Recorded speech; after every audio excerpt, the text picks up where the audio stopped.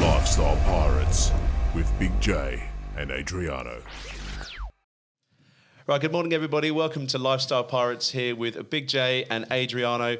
We are joined here this morning by the Managing Director of Actual Fitness, Michael Yarnold. Good morning, mate. How are you? Good morning. I'm good, thank you. Thanks Welcome for having to me. the show. You're looking very sprightly this morning. You've been training? I have, yes. I trained this morning with my martial arts instructor. Sounds cheeky. What did you do with him? This morning was kickboxing and some kicking technique.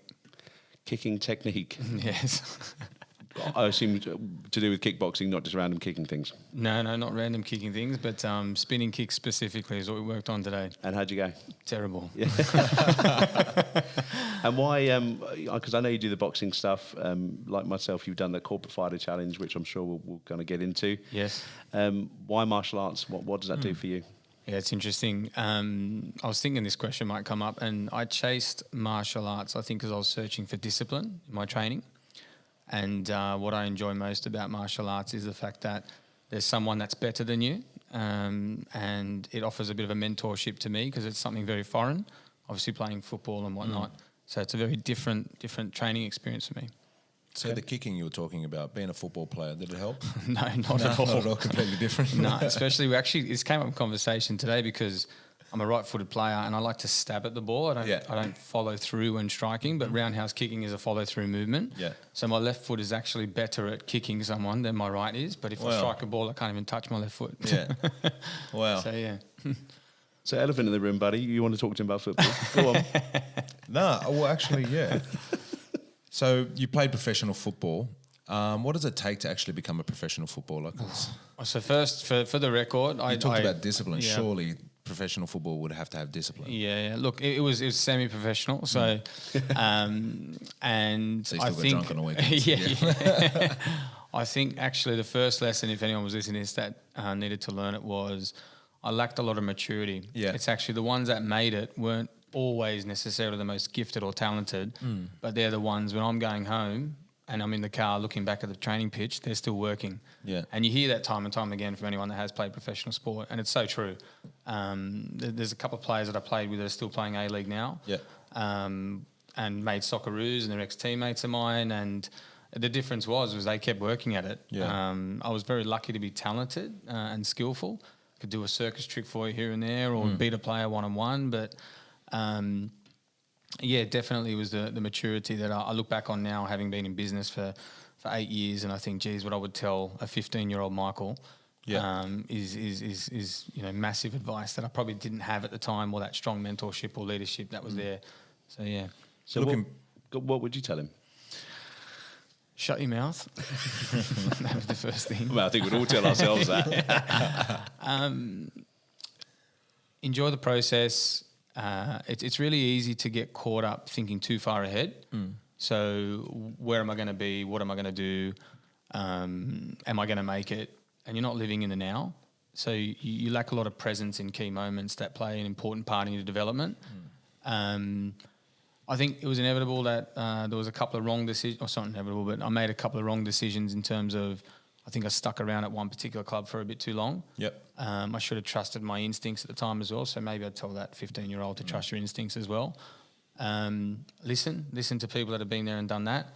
I think it's almost like one thing that I fell victim to was I got promoted at a really young age. So at 15, I was playing under 23s. Yeah. Which a 15-year-old and a 23-year-old are very different parts of their life.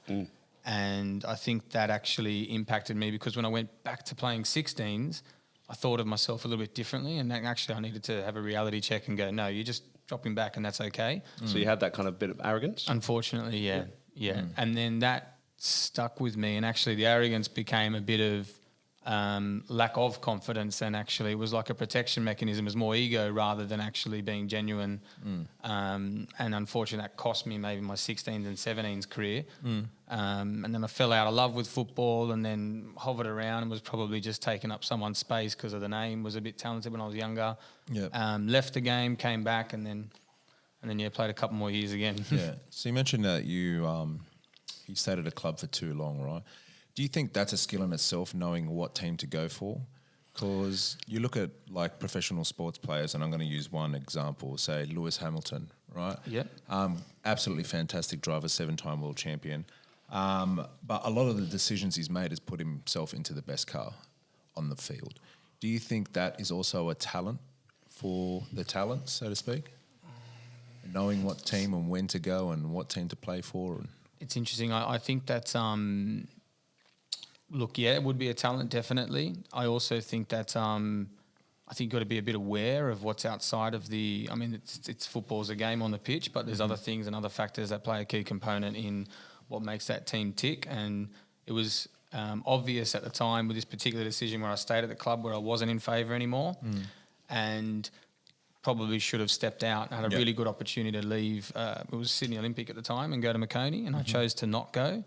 I remember getting pumped by Macone 6-0 that season. Wow. So should have left. So why didn't you leave? I was comfortable. Yeah. Sydney Olympic was, childhood club, played there from the age of 14 up until... that was the club that I represented, the 23s, and played the National Youth League, trained in the NSL side and whatever when we were at Wentworth Park.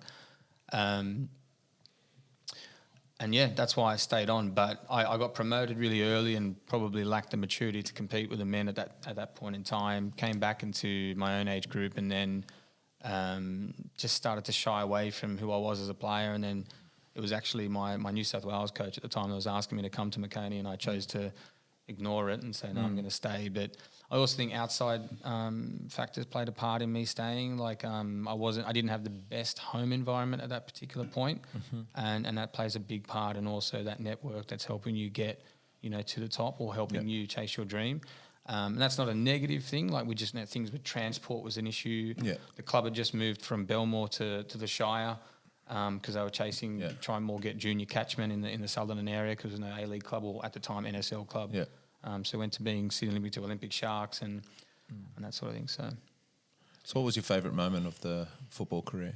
Oh, I love this question. I've said this many times to friends of mine. It was the under-13 season, actually, and we just won everything. There's only 22 games or something. I think we had over 100 goals in this ridiculous season. I remember winning 18-0, 17-0. The players that were in that side. It was the first experience of rep football as well, so I didn't know what to expect. We went to Canberra in the pre-season. We played in the competition, New South Wales. We did state title, at the end of the year. And that coach actually that I played underneath, he took me from just a kid that could do a couple of things to actually where do I need to arrive, where do I be, how do I bend my run, what should I do, positional play, like things I hadn't been shown before playing football. He was very much a pivotal moment in my career, which changed the way I looked at football. Yeah. What was your position? So striker, then to attacking midfield, and then I think as football changed and formations changed, I ended up playing left as an inverted winger in the end, but I hated playing out in the wing. Yeah, I bet. Mate, it's always a good-looking guys at strikers, isn't it? Yeah, 100%. Always good-looking guys. Mate, on that note, hair's looking good today. Yeah, mate. thank you very Tell much. you're a football player. You spoke about your kind of upbringing, the family network, as it were. What was that like? What was missing there for you? So I wouldn't say it was just a reality of just, what I went through. So father left at 6, parents split up when I was 6. Then it was just mum and I for some time, and my dad was in the Navy at the time, so he travelled quite a bit. So I'm sure he wanted to be around a lot more, but the reality was he couldn't. I actually fell into football because the principal advised my mother to put him into some form of sport because he's too active in the classroom. And how it was soccer was literally I was getting my hair cut and there was an advertisement for Shallora Wolves literally on the window, and then that's when let's just go do that. Sounds good. Yeah, brilliant. So that's how it started there. Yeah, cool. So walk me through, because I noticed you've been in the fitness industry, like whether it's been PT or managers at other gyms and things for about 12 years. Yep. Where did that transition come from? And how did it come about? Football, unfortunately. So just being fit, like naturally, just all my life, I always played sport. Anything I'd be, kicking a ball, or even had a little dive in the rugby league at one point through high school. And then 19 hits, and I'm like, didn't make it professionally. What's happening? What are you doing with your life? And yeah, I just I went, okay, I'll go become a fitness trainer. Yeah. So then went off and studied the course to become a trainer, and that was the entry point into the industry. How was that transition?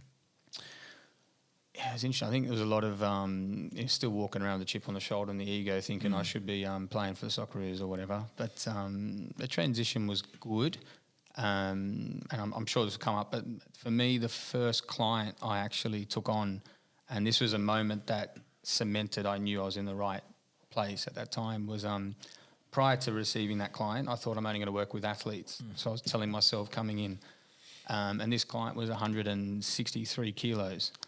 And I remember her sessions were 5:30 a.m. in the morning, so that was also a bit of a challenge because I had to catch the 4:41 train to come into the city. And but yeah, it was. I remember getting her. I had her on a Tuesday, and then I got told she was officially going to stay with me as my client. And I worked with her on the Thursday, and that morning I had to do what's called a goal setting session with her.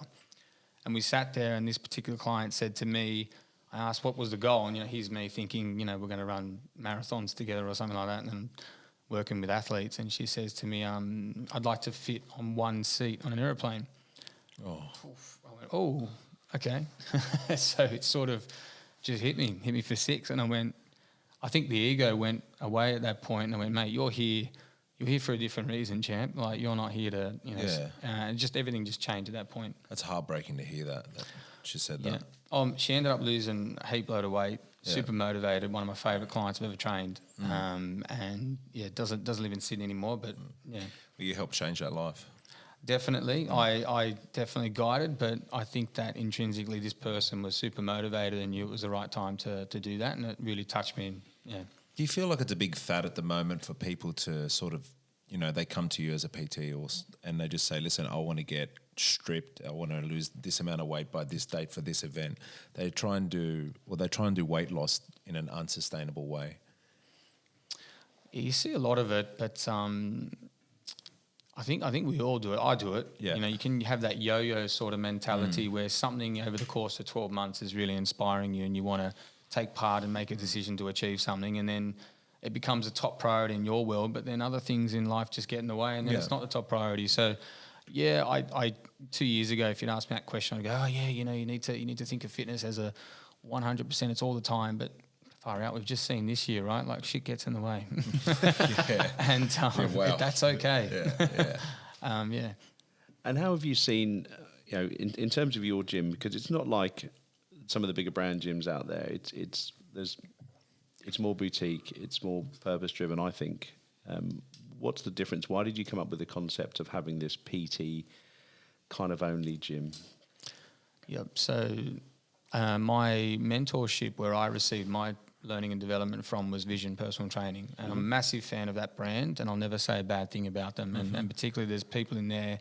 There was Matt Maloof, who was the studio owner where I was at, who played a big part in shaping and shifting the way I think and take on like client feedback or interpret someone's wishes or what. Andrew Simmons, he's the franchise owner basically, massive fan of his, and I think that he also shifted, moulded as well in terms of what I think can do with personal training. So that was the PT concept, I guess, because they're a PT studio. Yep. Where it evolved from there, and it's actually something I've been thinking quite a lot about lately, because I think PT and the modern day personal trainer really needs to change. And given this year, for example, and mental health and things that are coming potentially and challenges we're not aware of yet. But I think, like someone asked me, why do you do what you do? And it's like, at the end of the day, it's okay just to someone to be here just to serve others. Like I'm okay with that. And as a personal trainer, I don't sit there and go grab you a glass of water or something like that. But I'm okay and comfortable with helping someone sort of do something they can't. Yeah. And I'm okay with being that person that helps you correct your mentality. If I can't do that, yes, you can. Like, who told you can't do that? Yeah.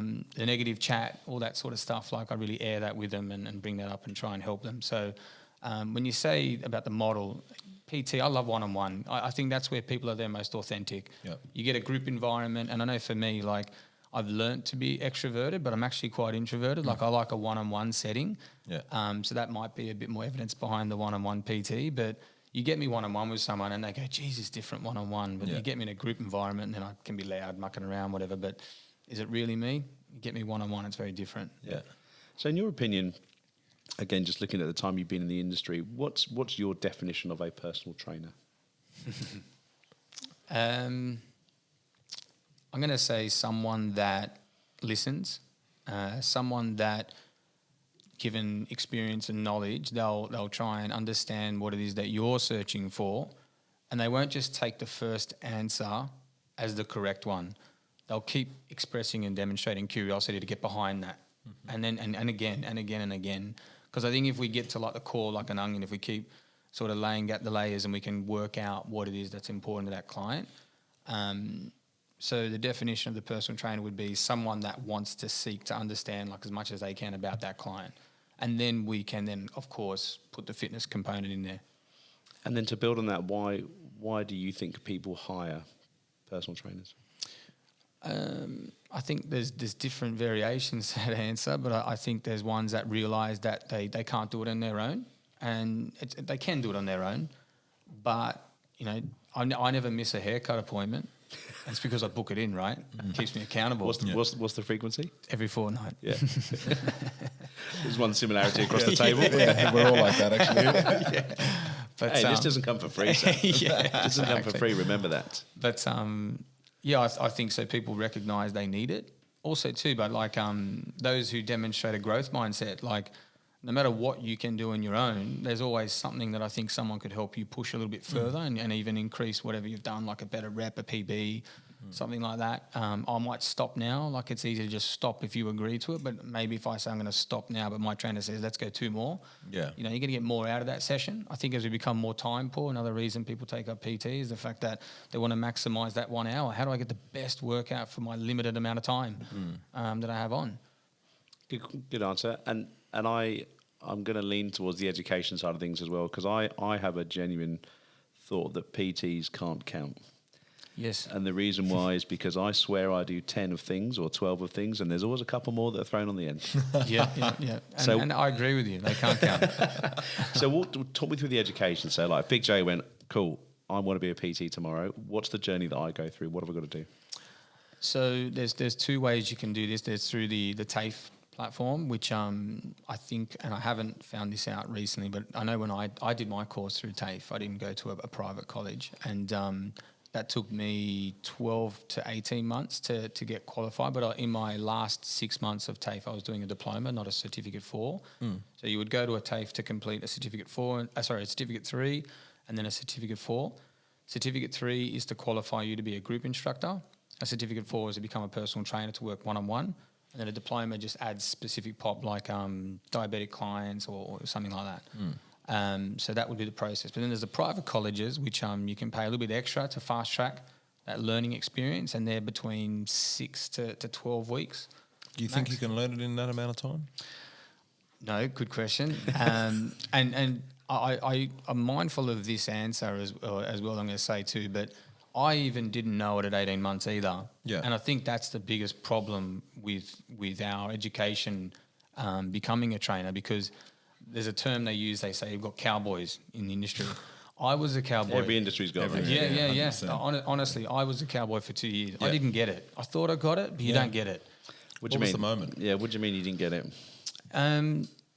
You sort of turn up and you're training people and you're going through it, but what was the moment?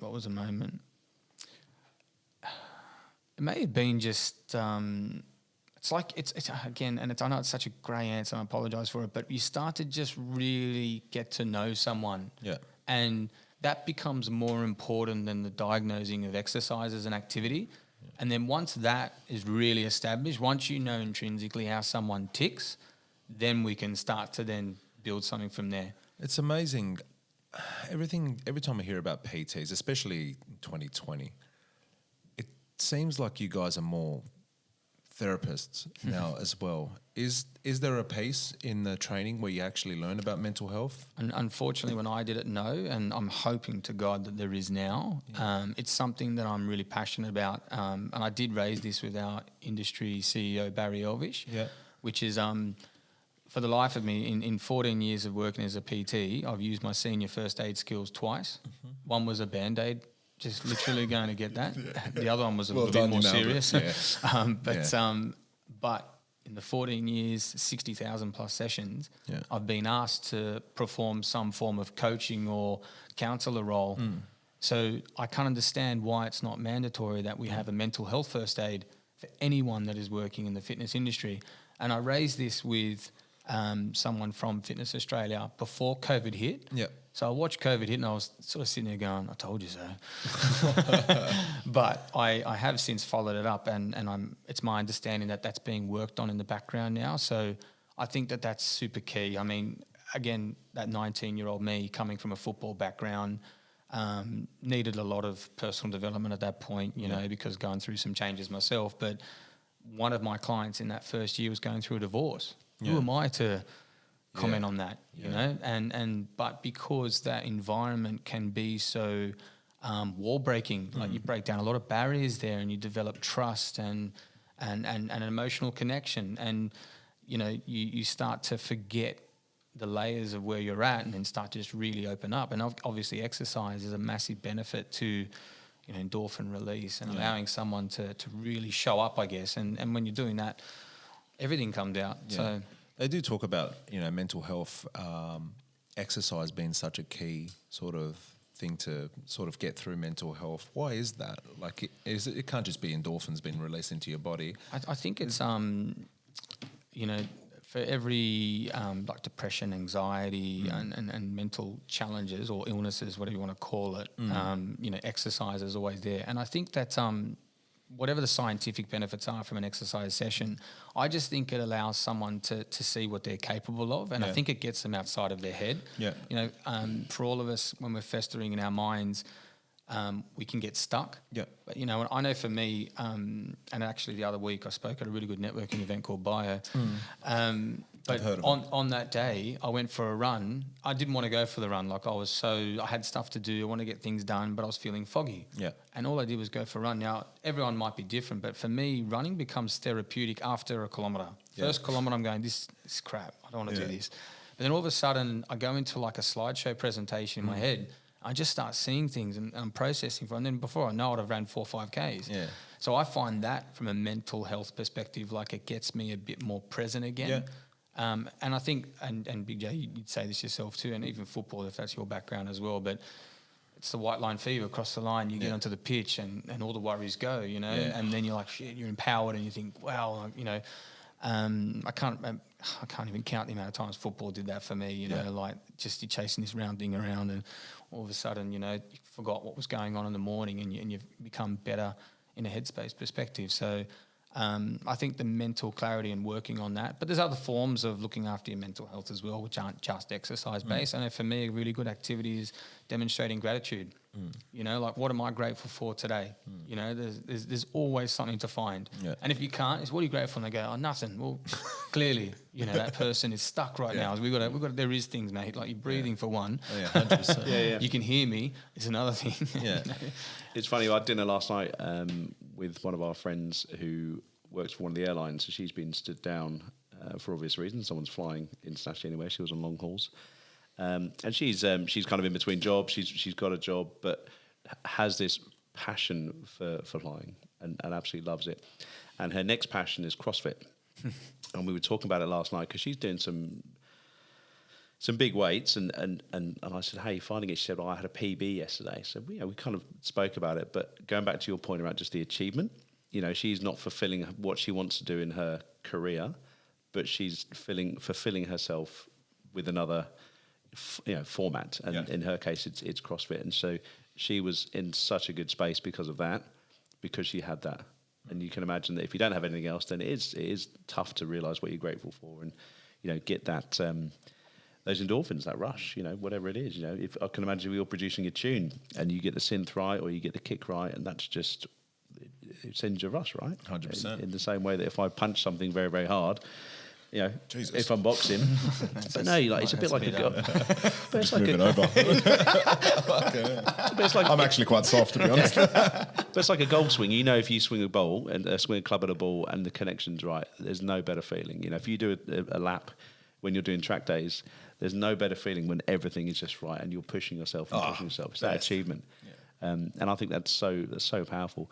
And I can imagine you guys, we had the old bastards on a few weeks ago, Matt and Danny, and we were talking about when people go and get their hair cut, people talk to you. You talk to your barber about shit, what's going on in your life. It could be divorce, kids, work, whatever. And I can imagine you have a very similar platform in your gym where people come in and you can probably read them quite quickly. Yeah. And you can probably tell they're having a shit day or they've got something on their mind, or actually last week you were running a bit faster or you were lifting slightly heavier. Is everything good? So I think you need to have that element of coaching, not on just the mental wellness side of things, but actually just those soft skills. It's not just about looking good in the singlet and just, do you know what I mean? Oh, definitely. There's a couple of clients were coming to mind when you were saying that, and they walk in and they have the stern look on their face, like, okay, cool, I'm not going to ask them how they're going just yet. Yeah. And then you might just put the pads on and go, hey, let's do some boxing to start off with, and let them go. Yeah. And they just exert that energy, and it's actually, they don't know it's happening, but I'm doing it deliberately, and then I'll put them onto the cross trainer after I've made them work hard for the first 2-3 minutes. Yeah. Now they're knackered. That's the time to ask the question, how's things been going? Yeah. Because initially when you're coming in really wired up, they're just, let's just go. Let's just get straight into it. No problem. Ride that. Yeah. So we don't try and fight that. That's going to cause more friction. You pick up on that energy and cool, let's go straight into it. Yeah. What do you want to do? And you mirror and match the intensity of where they're at. On the reverse of that, someone comes in, oh, how you going? Yeah, I'm a bit tired. Oh, cool. Let's get on the cross trainer first. Let's just warm up. Tone drops down. Yeah. Slow down. Let's pick them up slowly. And I actually had a client this week. I asked this client. I said, "How are you feeling?" And her response was, "I'm so tired." And I'm not kidding. It was one of the hardest working sessions she ever did. But you would not have picked up that was going to happen in the first 5 minutes. And boxing was the element to get her into it. Started hearing the pad connection. Started to receive that feedback. All of a sudden her energy lifts, and then boom, we're doing deadlifts at 60, 80 kilos, and she's just like, boom, I love that. But that goes back into when we spoke to Matt doing the sales side of things. That's mirroring. That's kind of not basic sales, but you're mirroring what your clients are doing and tailoring your approach. Because it's interesting, you might be having a shit day yourself, but you've got to be on, and then you've got to work out, okay, where are you at? Or you might be having a great day, and they might be having a shit day. So you've always got to just kind of temper something and just suss it all out. So there's a lot of mind stuff going on there. Yeah, it's interesting because there's a term, the vampire, which they suck the life out of you, and you've got to be careful where you are coming from in terms of you're on that euphoric state and they're coming in from a really challenging day. It can really bring you down. So I learned something recently actually from another business owner, which was the lesson he taught me was it's not his stuff, it's their stuff. And I think I'm going to take that on. That literally was 2 weeks ago, but I think that's a really good lesson we can learn for that example. When you've got someone coming in that might be really low, it's like, okay, cool, that's where they're at. I don't need to buy into that. I can choose to stay here and I can just allow them to take their time to come up or stay where they are, and that's okay as well. Yeah, that's great. I hadn't sometimes got that skill set yet, but it was a really interesting lesson I learned recently. It was really good. But it sounds like the role of the trainer is just a constant evolution, which is most roles as well. 100%. and I think that hopefully the industry right now is also considering regulating itself, which I'm a massive fan of. Yeah. And I can't see the negatives in that, so I need to go and have a look at it. But I just think that it would benefit our industry heaps. And I think COVID has really, especially as a gym owner, the Sunday evening ScoMo announcement, close your gyms, like they're non-essential. I really disagree that exercise is non-essential. Totally. I can appreciate, though, if there's science supporting an unsafe environment. I'm more for shutting down the gym. I'll never stand in the way of that if the experts are saying to do that. But I feel that exercise is fundamental in making sure that we look after ourselves. And that term, and recently this has been coming up a lot for me in conversation, but social distancing, it's actually physical distancing. Like you can still remain socially connected. Yeah. And for me, that's, I think that's where we got to go. Like let's physical distance, no problem, but let's please dial up the social side. Yes. Change the term now. Social distancing is a horrible word for it. It should be physical distancing. Well, there's people that'll take that as it is. Like I've seen it. I've seen people that I might work with or friends of mine, and literally they stayed at home. Yeah. And you know, and just imagine what they're going through and the same walls every day, same computer, not getting up, room to room. It back sounds to, like prison, you know. well, unfortunately, yeah. Yeah. So on that note, let's talk about COVID and how that's impacted your business, your livelihood, the gym, your clients, your staff. I mean, that's as you said, you got a ScoMo update on a Sunday, shut your gym. How did that play out? What does that mean for you I guys? think for me, my first reaction was actually I was worried about the staff because there were so many goalposts being moved in the lead up to that. I was expecting to shut down, and we'd already talked about the prospect of working online. And Sam will listen to this podcast, but he was the one who was really like, oh man, we can't do online. And I remember looking, and he was just really negative about the prospect of having to do that. And now he's all for it. Like he performs, he does it comfortably and everything. And I remember him coming back to me a week later going, man, online's unreal. Like, but at first he was, you know, it was change, wasn't it? It was change for all of us. You're not going into face to face. But my first reaction when that happened was, what's going to happen to the staff? Yeah. And I was concerned about that. Like, what are they going to think is going to happen? Are they still going to get money? Am I going to be able to pay them? Or, you know, are their clients going to want to continue with them? They were my first initial reactions when the announcement came out. Yeah, it must have been hard being a PT-based gym without being able to do PT. Yep. Yeah, it's kind of like the fundamental. Well, I think it. the credit to our team and a big thank you to our clients, like Big J was one of them as well, was the fact that people went on that journey with us. And I think it was interesting because there's also been a presentation at another networking group called BNI about David and Goliath. A Fitness First was really hurt in that example because you could argue that there's not 3,000 intimate relationships between a Fitness First model, but we have 150 to 200 clients that know us intimately, have had a beer with us, we've caught up with, and they went straight into bat for us. Yeah. And for that, like I get emotional about it. Like I'm forever grateful because they were turning the lights on at home. They were contributing to my staff getting paid and for them to be able to continue to live the way that they live and in a very vulnerable state for all of us of unknown territory. But and that was the collaboration. And it was unreal to watch that. Yeah. And so have you seen this team grow and yourself grow over this period? Definitely, yeah. I think that like watching us in the studio now, it looks like we're performing levels way above where we were previously. Yep. I still think, and then maybe it's just a hard critic, I'm always like that, but I still think we have a bit more to go, and it maybe comes back to that question you asked before about understanding what's the modern day personal trainer, what's needed, and I really want to see, it's almost like you've got very different variations of how you might articulate that answer, but you just know when someone's got it. You just see when they're emotionally connected, they're just switched on, they're right in there. They can pick up a client, just go bang, I know what I need to do for such and such. I need to, I get called chameleon quite a bit. And it's because I've got 10 different clients that require... Like George? Well, well, I don't mind that. It's a good track. But yeah, no, I get called chameleon because I might have 10 different clients that require me to be 10 different things, you know. So I need to change who I am in order to help them feel more comfortable, motivate them a different way, be something, you know, to help them. So I think I'm hoping that... you know, in the next 12 months, we'll need to be more empathetic. We'll need to be more understanding of people's reality. We'll need to know that it's not all gung-ho all the time. We need to understand what's happening in their world. And that's the big message I've been working on through COVID with my guys, is to understand that the future is unknown for people. And let's be there to support that uncertainty, not, bring your food diary in every Monday, please, or... You know, you said you were going to do this and you didn't do it. Like, that's not really going to fly. You know, let's understand why they didn't do it. Yeah, well, your trainers are... It's good that you said, you know, you're not quite there yet, or, you know, it's good because it's not finite, you know, it is infinite. You do have to grow. So talking about growth, when you grow your team, like, do you look for people that specialise in certain things, or do you prefer like someone that can do it all? Like, do you have people that's just weightlifting as a PT? Is there a specific weightlifting PT? Is there a PT for I don't know I'm not very big on exercise. What's the other one? Yeah, no, cardio. It's a good question though. No, it's actually a really good question.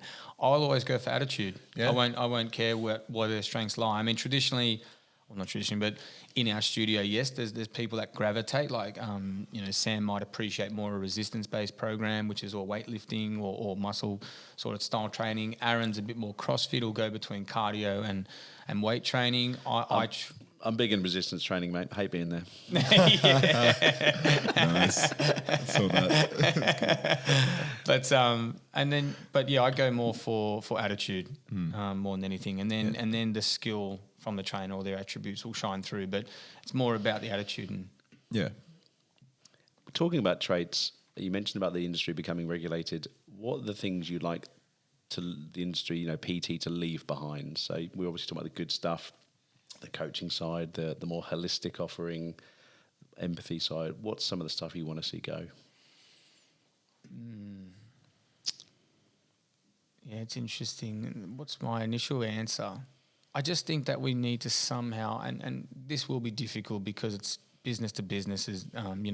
Someone will choose to mentor or train it differently, but life experience is a real critical component, I think, or a key asset or attribute of a great personal trainer. And that's why I said earlier on, I wasn't a good trainer for 2 years, and there was stuff I needed to learn as well. And I hope maybe it's leave behind. I think it's really the individual needs to leave it behind, but maybe as new trainers coming in, they need to know, hey, I'm not going to be a rock star from the start. I need to earn my stripes, take this process on, learn, document, ask questions. Like, I hope that that's the type of person that we attract and we can leave behind. Maybe I wouldn't have had a job if it happened 10 years ago, 12 years ago, but maybe we can leave behind that person that comes in thinking that they know it all. Like, we definitely have a little bit of that still in the industry. Yeah.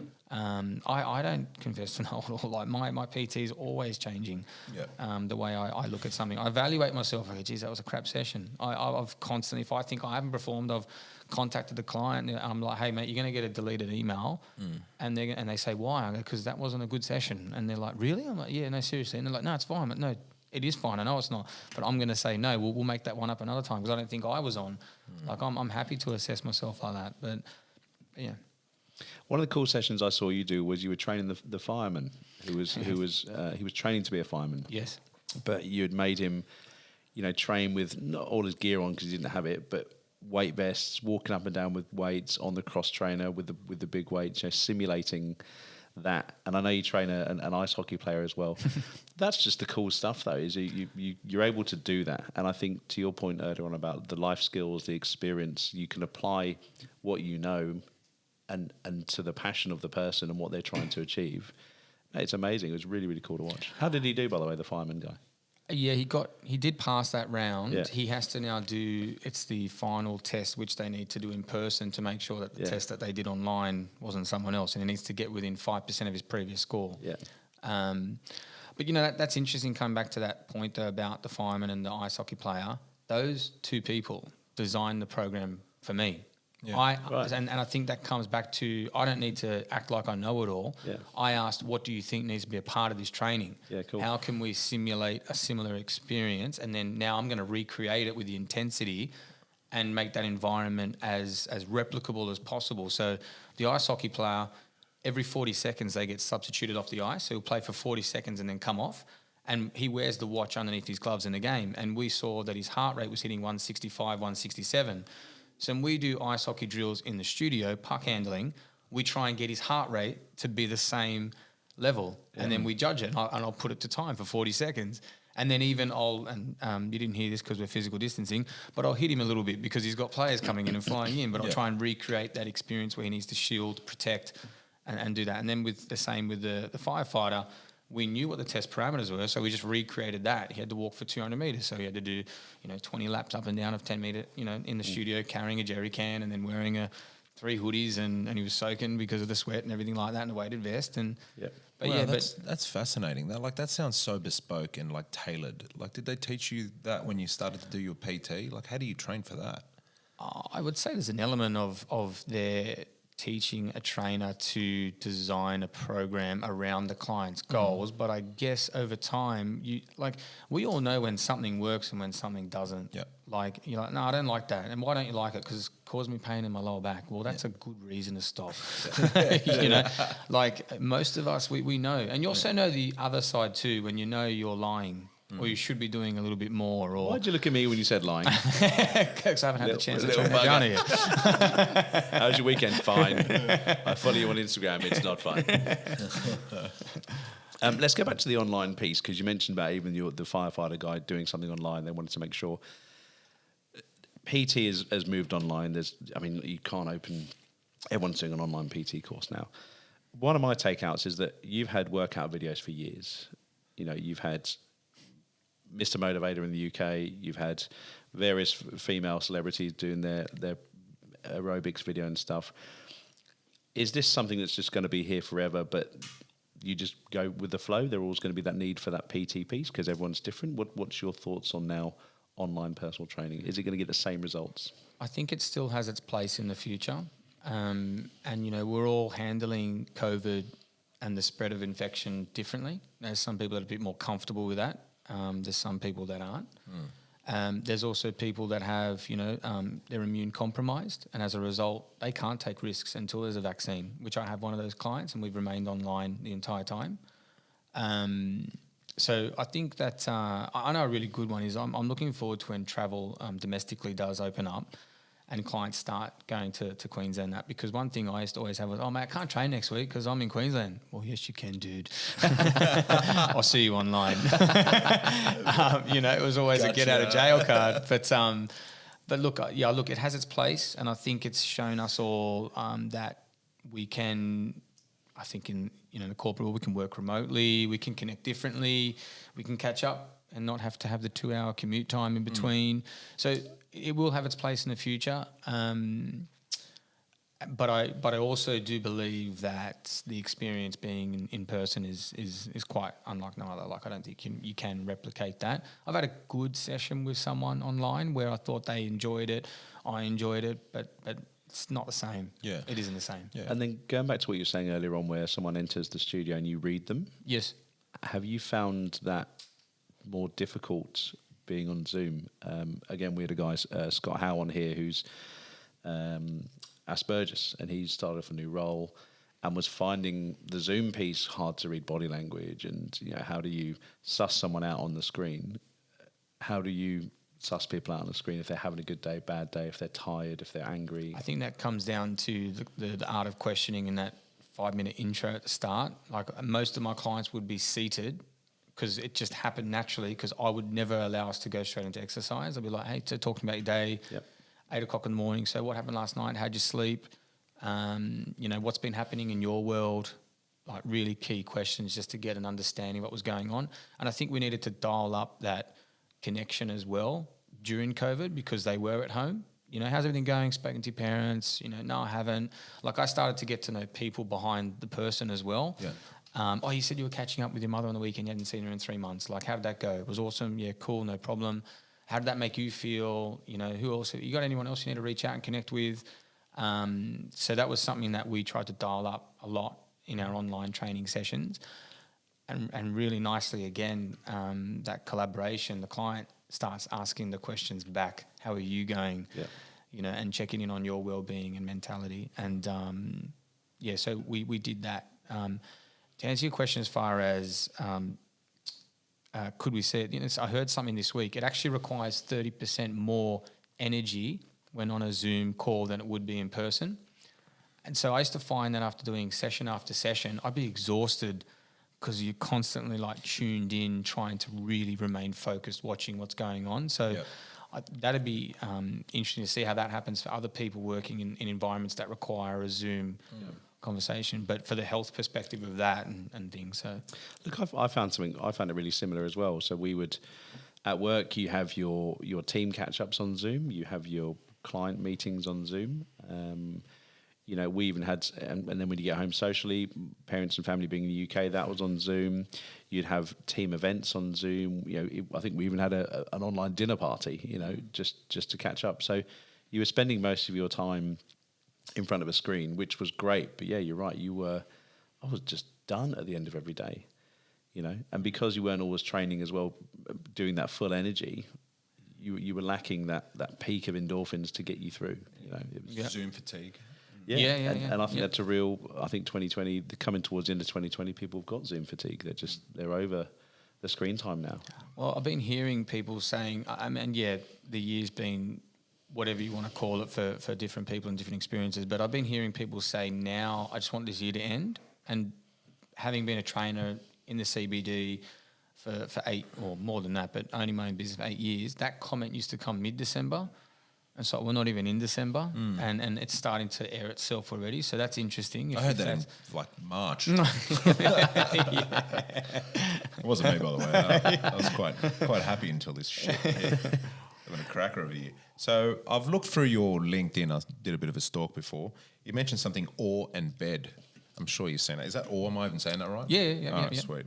Oar and bed. Tell me a bit about that. Ownership, accountability, and responsibility is playing above the line. Blame, excuses, and denial is playing below the line. And I can say confident. I do this all the time. Where I sit, though, if above and below the line, is a different story. But I recognise, and it helps me remain aware of where I'm playing at in anything.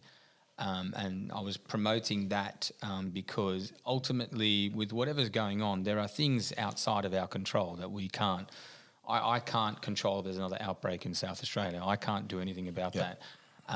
What I can control is how I react and what I choose to say to someone, or how I choose to represent myself, or choose to handle the safety measures in my gym. Like, I can only control that. So, oar and bed is just a way, and I guess a mantra I try and play out by.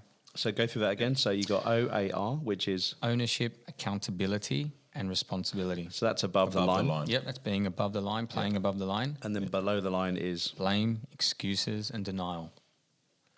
I like that. There you go. I've already forgotten about it. I've got to write down. Yeah, I've only written down oar and bed. I've got to go back screenshot. I think the real important thing, though, to know is I am not 100% of the time above the line. Yeah. I fall below the line. You're human. Exactly. And I think I learnt that very early on in my PT career, and it sat with me, and it still stayed with me today. And it's a way, when I'm playing below the line, remembering this actually helps me get above the line, because I start to question myself. Look, okay, cool. So you're saying it's such and such fault, but what role did I play in this? And I go, oh, cool. Well, actually, you didn't explain to them the task at hand. Oh, that's interesting. So whose fault's that, Michael? Oh, shit, that's yours. So then you start to take responsibility. Cool, now I'm above the line. Now what can I do now to help get that other person to not make that mistake? And then, I mean, if we all looked at ourselves first before going on the gun, it'd be interesting to see. Yeah, I think it's a great point. And you mentioned that thing before that your friend Michael, I think, told you about it's their problem or not their problem. When someone comes in with negativity, not to. No, that was a lesson I learned. It's actually Scott Duncan. Sorry. There you go. Yeah. Sorry, Scotty. Give credit to Michael. Other Michael. Yeah. We were talking earlier before you arrived about the social media space. Everybody obviously looks fantastic on social media. There's more. I think I've seen more abs on some people than I knew that even existed on the torso. Yes. How does that play out when you're speaking to clients, managing their expectations, taking them on their journey, keeping them accountable? Do you get many requests of, I want to look like her, I want to look like him, I want my wife to look like her, I want my husband to look like him? Like, how does that play out? Have you seen a change? Because 12 years is a long time to be in the industry, and social media's the visual side, I think, is relatively new. What have you seen on that space? So I'm going to say with the people that I work with, and from the people that I have closer relationships in my studio, but there's some trainers that train clients of our business, and I might not know them enough yet. But from the ones that I do know, I don't think social media or anything about it really impacts on their wants or desires. What I will say is, though, is I've done work with children. I've coached some younger kids. I've also, family and chatting with a 5-year-old, 10-year-old, 11-year-old, 12-year-old, both girls and boys. And social media is it's quite powerful for a lot of reasons, but the negative side of it is this definitely this unrealistic expectation or unhealthy visual that people think, or children, younger generation, think that they have to look like. You know, I watched I did see this, but it was a group of 8-year-old girls who are the most gorgeous looking things. They're so cute, having fun, playing in the dirt, but then they were taking selfies and they were deleting the photo and retaking it again because they weren't happy with it.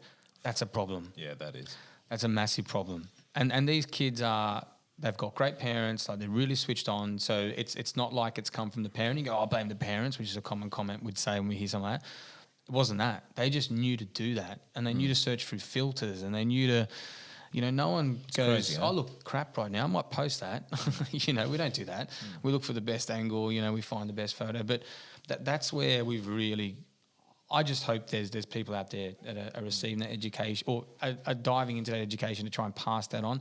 The other thing too is I know 20-year-old, you know, women that say they don't eat before going out because they want to look better when they go out. Man, I'd be wasted. Yeah. If I didn't eat before I went out. But, you know, it's like, what's that? Yeah, You know, that's what's horrible. that about, man? So in the world of PT, social media is a big thing. You know, like on my social media, for instance, my Instagram, a lot of my stuff is all, you know, sport related or car related or stuff like that, but there's always PT things. With body dysmorphia being such a hot topic at the moment in terms of mental health, online, watching all of these PT things and all of these things that people might not have access to or not have the sort of, how do you say it in English? The volia to be able to do those things, like the energy to do those PT sessions. Do you think that promoting all of this health stuff and everything, or what you should look like on social media, is it causing another issue? Yeah, it's almost that chasing perfection. Yeah. Like you're almost trying to, like it's unrealistic. It's unrealistic. You'll never get there. There's so many variables to why you won't get there either. Your body type might be different. They're 10 or 15 kilos less than you. They're using 3 different filters and enhancing technologies that are available on social media. It's like really we need to stop and just the lesson that needs to be learned or by everyone is that fall in love with the feeling of getting fit. Yeah. Fall in love with knowing you're moving forward. Fall in love with the fact that you're progressing and you're getting healthier. Yeah. And I think that, and they might be challenging to pass on to a younger generation that is seeing these things. But as a fitness influencer, as like I'm not a Insta-influencer. I don't really post on social media. Like I try to do here and there, but I'm not someone that will whack off his shirt and, you know, post a selfie. Like I just can't do that. Like, it's just not me. It's just not me. But I'm not knocking anyone that does do it. But what I'd like to suggest to those that are, like, what's the message? Yeah. Get clear on your message. Don't post a selfie with your shirt off and like, boom. Like, post a message and say how I got here or something, or talk about your journey and demonstrate and show that to someone. Educate us on that. But we see a lot of, you know, women online. Like, I'm not knocking it. I'm just saying you see a lot of, you know, women online and Instagram. Like, you know, it's funny. My mate, when you said about the football comes up on your Instagram, my mate's Instagram, he goes to one section of it, it just comes up women. So, you know, what's he done there, champ?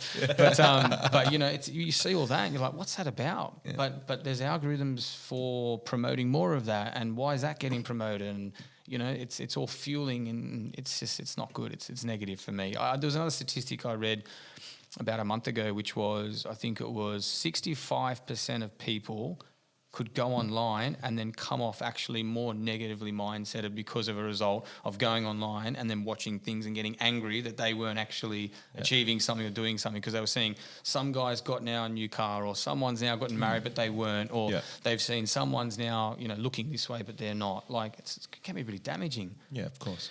I love the bit you said about the journey, because that's actually one of the concepts around Lifestyle Pirates is we tend to only see the end result or getting close to the end. So no one really kind of unpacks the why or the journey around how people got there. But if we can all take something from everyone's journey and kind of apply it into our own, then we're all going to just get there at some point on our own, in our own way. And that's an okay thing. Yep. So that's the concept. So I'm so pleased you said about the journey. And that's why we have these very conversational style chats, because people need to know there's ups and downs. There's sometimes backwards, there's sideways, there's nothing's kind of binary, top right all the time. You know, nothing, depending on what success looks like, people do need help. They do need to speak to other people. It's not just about a picture and a like and all that. Yeah, you get some lucky breaks, but cool. How did you get there? What did you do to get that lucky break? Was it really luck, or did you just put yourself in the right time with the right people because you took time to? Do you know what I mean? So 100%. I'm so pleased you said that. Yeah. So PT course, you mentioned you can express it and do it in 12 weeks. And just talking to you over the last 54 minutes, I've noticed that a lot of the things that you do are more mentally based or mental health based rather than just the fitness side of things. The whole time we've been talking about mental health rather than how many reps you can do. If you were to redesign this whole sort of personal training thing, what would you do to implement mental health? Would you have it in there? It's definitely something that needs to be in there. I think. Look, I'd actually keep it the processes that they're going through now to become qualified. I'd keep it the same because there is the technical components that you do need to know. Like you can't work someone's same muscle group 2 days in a row. Like you need to know certain things to get your foundation right. But I would almost extend the courses to you need to come back once a month and maybe collaborate and talk about experiences. So then you're getting that opportunity to go, no, let's drop the physical sense for a sec. You've got your businesses that you're at where you might be shaping your craft and learning to do what you do and learning from experiences with your squatting technique, and people move differently and whatnot. But you'd have to have some form of ongoing education where you're actually being tested into how did you deal with that situation. And the mental health first aid, non-negotiable. Yeah. Like it has to be there. That's what I would do. Yeah. So let's put your business hat on, because obviously you are running a business. You got a team. You mentioned earlier you got employees. Mm-hmm. Do you do that with your team? Do you have check-ins about their clients, kind of sharing those stories of success and learnings? How does that tend to work? So the government actually launched an initiative for small businesses which you could register your interest to go through a mental health provider, which was called Assure Programs. And then what they would do with you is help you establish a mentally healthy work safe environment. So I signed up to that and participated in it. So basically was the team got surveyed and they had to complete an anonymous survey. There's only 7 of us, so you could sort of work it out who it was anyway. But yeah, we completed the survey, and then that gave me feedback on if someone's feeling safe to report something, if someone's feeling safe to have a conversation. So we put that in play to try and acknowledge and be aware of mentally, a mentally healthier, safe workplace. Mm-hmm. Second thing then is, yes, we do team collab, so every Monday we have a team meeting, or it's every Tuesday now, and then outside of that we'll have a one-on-one environment where the guys will meet with me, and I probably apply the PT hat on with them as well, and I try and check in and see what's going on in their world. So again, one of my early mentors is people wear their emotions. You just see it straight away. You know if someone's happy. You know if someone's not off.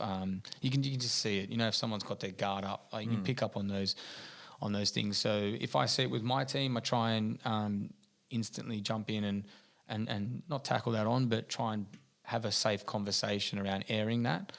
I think the difficult thing that I'm seeing now as I've become more aware of this mentally a healthier workplace environment is the danger that my guys have is I'm the only guy they go to for the one-on-one, for the technical advice, but maybe they want to talk to me. So I'm trying to bring someone up. Sam actually is doing a great job, but I want him to be seen as someone else that if they don't feel comfortable going to Michael, they can go and talk to Sam. And equally, if they don't feel comfortable talking to them, I've got some other avenues as well of people that support our business and have done so since day one. So yeah, we do a lot of that. Awesome, mate. Great to hear. What traits have you learnt in your journey of being a PT? I'm kind of keen to know how you manage your time between training, looking after yourself, investing the time in yourself, managing a business, managing your clients, looking after you mentioned, there's 3 terms you've mentioned quite a lot in this podcast so far, and that's, mentorship, leadership, and kind of your comfort zone. I'm keen to know how you are balancing everything and making sure that Yarni's okay and the business is okay. Yeah, and thank you for asking. It's a constant learning. Like I'm not the expert at it. I never will be. But I'm okay with that, and I'll continue to keep growing myself to get better and better. I have good and bad weeks.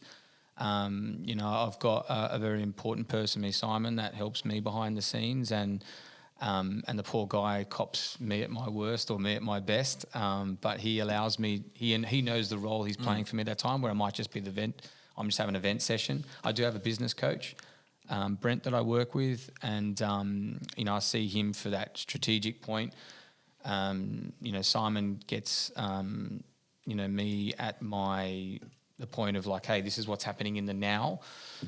So I guess, answering your question, how I manage myself is recognizing that I don't have all the answers and I need help as well. Yep. An exercise session always benefits me, like a running outside. I for as much as I try and resist running, because I'm like, I'm going to go for a run, but it's actually the one thing that really does me well. Yeah. I'm really lucky that I live across the road from the beach. So what I try and do as soon as I get home, if it's a glorious day, I get outside, just do a lap from south to North Kilco, come back. And you just feel amazing. I mean, having a water drop background, sand on your feet, like that's a pretty good way of just coming back. I spend time with my dog. I've got an English Staffy who just likes to break crap. So it's really good to get home and demonstrate some energy with him or use some energy with him. And I'm very open. Like I'm not my environment. If you worked for me, I'm not your boss, and I don't look at you like my boss. Like it's collaborative. Like I don't confess to know everything, and I don't believe you do either. It might be something you're more skilled than me at, and vice versa. But how do we work together? And I think because I can be vulnerable with my team, then I think that they feel that they can be vulnerable with me, and I think that also contributes to helping me manage myself. Awesome. That's fantastic.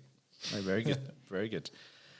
What would you say to someone that finds fitness overwhelming, maybe embarrassing, maybe they're just struggling to work out how they can apply themselves, what to do, what would you say to them to say, well, there's a way to start? Because some people, and we spoke about this before, I would find going into a big gym, like one of the big brands, I'd find that overwhelming. Wouldn't know where to start, which I think is why I enjoy boxing, because it's pretty simple. There's a few bags you got to hit. And I think that's why I enjoy the PT, because you said earlier someone is always pushing you and they're kind of guiding it, but they're always maxing it up. They're always not counting properly.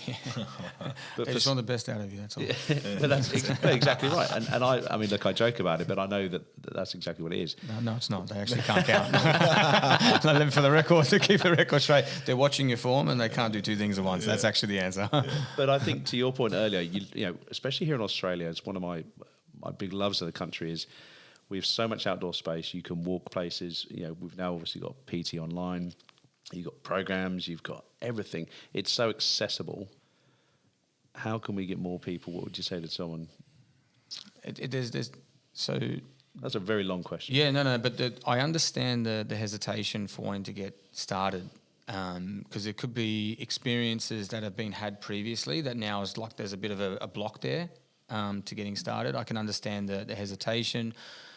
I also know, again, the awe in bed. What role have I played in contributing to someone thinking like that? And, there's experiences as health providers that I know we've given that have been negative for someone, and then they go, shit, all trainers are the same. And then that's what they'll tell them. It's like, the used car salesman, he's just going to walk up to me. It's like, you haven't even given him a chance, you haven't spoken to him. But it's just this association, right? Yeah. So the answer to that question would be start off by designing your own program. Start simple. Keep everything simple. Don't overcomplicate it. Walking becomes running. Then weight training might be body weight aesthetics at home, and then all of a sudden it becomes lifting something or purchasing gym gear online. To then being able to, again, like you said before, we've got videos everywhere. Jump online if you don't want to have to battle with all of that. Then start off in your own home, and then can you get a friend involved? Like, the one thing that, and my mates, I will make them listen to this as well. They don't listen to podcasts that often, but one thing that guts me about us and them, or myself and them, is we always catch up for a beer and that. It's like, dude, I own a gym. Like, if you want, they're going, I'm so unfit. I'm like, well, you can actually, we can all train together at my gym on a Saturday morning pumping tunes. And you don't have to pay anything either.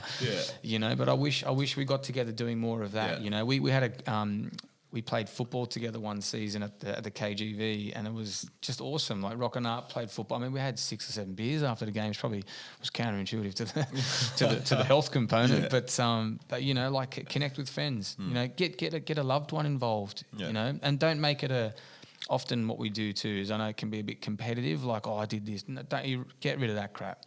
From the start, set the parameter that's a supportive network, and we're doing this together because we both realise we're not doing enough of it. I think I'd say start there. Then if you get down the track and the gym now starts to look more, you know, appetising, then contact someone and organise an appointment. Go in and meet someone first and have a conversation about what's important to you, and hopefully it aligns with them. You know, it's something I train with the guys all the time. We have this thing now we're calling adaptive memberships, and I'm telling the guys, don't consider someone you have to sell to them. Don't consider it that I have to get them as a client. I couldn't care. Of course, I do care if they train with us because then I want to look after them. But if they go elsewhere, I'm happy. What I want to see is that person commit to exercise. Yeah. And that's why I stress the mission statement is to create life-lasting relationships between people and exercise. Everyone has to exercise. It is non-negotiable. You brush your teeth, good. You need to exercise as well. Yeah. It's not a if I have time task, and it doesn't need to be full throttle. It doesn't need to be lifting a bar above your head. It's just get out and do something, and yeah, that's what I would say. I love that. I love that analogy of everyone you catch up for a beer rather than going to kick a ball around. That was really cool. Just do more than that. we wouldn't drink as much wine. Definitely wouldn't drink as much wine. I don't mind having a beer and playing football. Actually, no. Playing football, then having a beer. Yeah, that's good. Yeah. These guys, they would get there early and have a beer beforehand. No chance. I'd be on the ball going, make the run. He's like, what run, bro? Mate, that's exactly why we're not playing anymore. So I just take it myself. Mate, you've inspired me to do a bit more fitness, mate. Fitness burger in my mouth. Nah. No, genuinely, I do need to start doing some PT sessions, I think. So where is your gym? So we're based in the city on Bridge Street. Oh, nice. That's near Tank, isn't it? It's across the road, yeah. Oh, yeah. Stop it. And Bistecca's Lost a bit of weight in there, mate. Bistecca's just behind it. Oh, there you go. Protein. Done. Exactly. There you go. Job done. Yeah. Let's. Now I'm going to finish. We're going to wrap things up. I'm going to finish with my question. You got a table booking for 4. Who are the other 3 people you can go for dinner with, and why? I can invite anyone. You can invite anyone. I'll say Ashley so I don't get in trouble. And who's Ashley for our listeners? That's my partner. There you go. So I guess I've only got 2 people I can invite. Wow, that's an interesting question. Let's go with. Wow, you've got me there. Do you know what? I'm gonna be even cornier. I'm gonna just say Ashley, my mother. Yeah. And I